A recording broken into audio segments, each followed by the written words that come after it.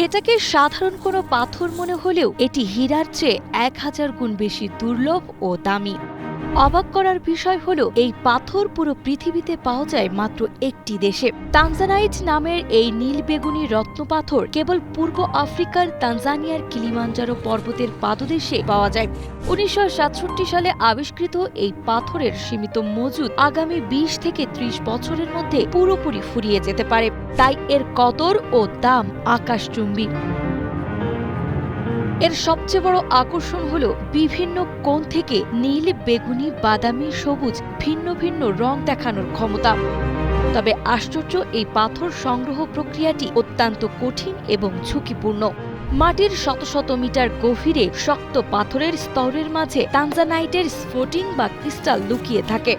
এটি সংগ্রহের জন্য খনি শ্রমিকরা গভীর ও অন্ধকার সুড়ঙ্গের ভেতর থেকে খনিজ মিশ্রিত পাথর ও মাটি তুলে আনেন।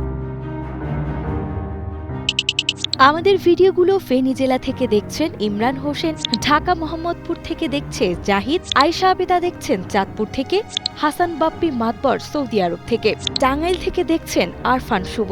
আপনি কোথা থেকে দেখছেন তা জানিয়ে দিন কমেন্ট বক্সে। প্রাকৃতিকভাবে কালচে হলেও নির্দিষ্ট তাপ দিলে এর ভেতরে থাকা ভ্যানাডিয়াম ও ক্রোমিয়ামের কারণে এটি বিখ্যাত গভীর নীল বেগুনি আভা ধারণ করে। তবে এটি হীরার মতো শক্ত নয়, তুলনামূলক ভঙ্গুর হওয়ায় আংটির বদলে কানের দুল বা লকেটের জন্য এই পাথরটি বেশি ব্যবহার করা হয়।